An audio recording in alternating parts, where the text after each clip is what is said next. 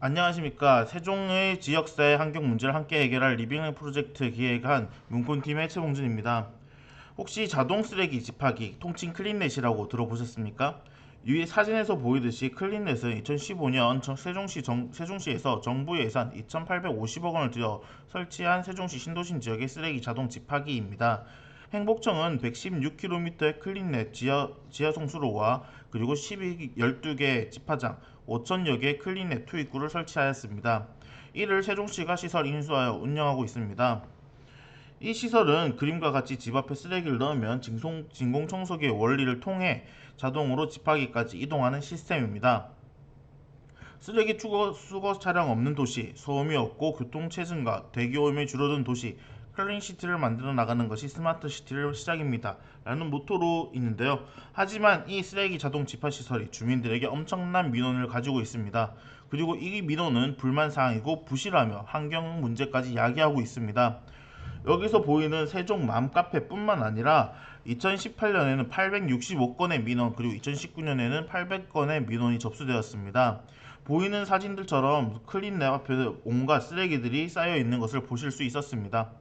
그리고 저희가 직접 시민들이 인터뷰해봤는데요. 보람동 아파트 주민 A씨는 클린넷 시설 안이 너무 꽉 차서 쓰레기 봉투를 종종 못 넣을 때가 있다고 하였고, 한겨울에도 악취가 진동한다 하였고, 파리가 여러 들끓는다고 하였습니다.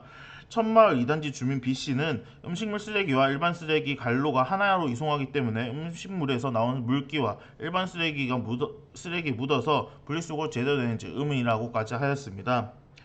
저희가 생각한 민원의 원인은 총 5가지였습니다. 첫 번째는 비용입니다.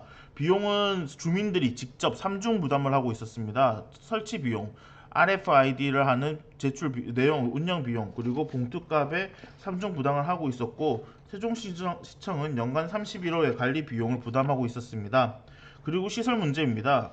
시설은 세종시에 설치되어 있는 5,000개의 클리넷 중 대다수가 고철 캔으로 열리는 등 보안에 대해서 되게 약했고요. 용량, 크기에 문제가 있었습니다.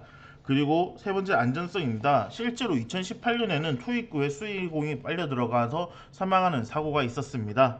세종시에 설치된 클린넷은 구멍의 위치가 애매하여서 이러한 쓰레기 봉지를 놓게 된다던가 아이들 장난을 위해서 안정성에 위험이 있다고 생각을 하였습니다. 그리고 정부 부처입니다. 환경부는 클린넷의 설치는 처리가 아닌 배출 시설이기 때문에 국토부와 세종시청이 처리를 해야 된다 얘기하고 있고요. 반면 국토부에서는 에너지 전략형 친환경 주택의 건설 기준에 포함되어 있던 클린넷 규정이 삭제되었기 때문에 더 이상 자기 정부 소관이 아니라고 밝혔습니다. 정부 부처 간의 이기주의로 인해 주민들의 피해를 보는 악순환의 고리를 끊어야 된다는 것입니다. 그리고 환경 문제입니다. 위의 모든 문제의 결론적으로 악취, 벌레가 꼬이고 음식물 쓰레기와 일반 쓰레기가 하나의 간로로 이송하기 때문에 음식물에서 새어나온 물기로 인해 간로의 불식과 환경오염을 야기한다고 저희가 이 민원의 원인이라고 생각했습니다. 그리고 질적 시민이 촬영한 영상이 있는데요. 한번 보시기로 하죠. 세종시 전역에 설치되어 있는 생활쓰레기 처리시설 클린넷입니다. 이 시설은 아파트 입주자나 상가 입주자들이 이렇게 지정된 카드를 사용해서 쓰레기를 버릴 수 있도록 하고 있습니다. 직접 열어보겠습니다. 하지만 이렇게 버려진 콜라캔만으로 쉽게 문을 열 수 있어 자칫 쓰레기 불법 투기가 우려되고 있는 상황입니다. 그럼 이 콜라캔으로 문을 열 수 있는지 한번 실험해 보도록 하겠습니다.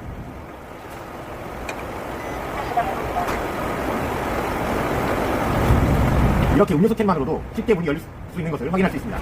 가뜩이나 클린넷으로 인한 일부 아파트 주민들의 불만이 쏟아져 나오고 있는 가운데 이렇게 관리마저 허술하다면 시민들이 과연 클린넷을 믿고 사용할 수 있을까요?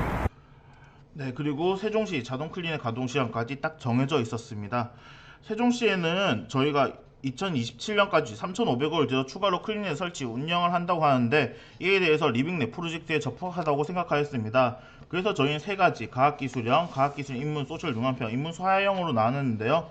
먼저 시설 캔들을 인식한 센서의 통신을 과학기술형, 빅데이터 분석 통해서 정확한 가동 횟수 조정하는 것을 과학기술형을 생각하였습니다. 그리고 인문 소셜형으로 주변 인식과 법제적 사각지대를 해소하는 것이 사회혁신 CBL 등으로 해결할 수 있다고 생각을 하였습니다. 클린넷의 문제는 필수입니다. 리빙랩 환경 문제 다양하게 접근할 수 있고요. 이를 통해 세금을 좀 더 유용하게 쓸 수 있습니다. 또한 학생의 아이디어를 실현할 수 있는 교육을 할 수 있는 대학, 지역 문제를 해결해주는 관리, 인력, 취업 등을 선순환 구조를 만들 것이라 생각합니다. 학생, 대학, 지역에 상생할 수 있는 구조, 그것이 클린넷의 문제 해결 필수이고 리빙랩에 가장 잘 어울릴 것입니다. 감사합니다.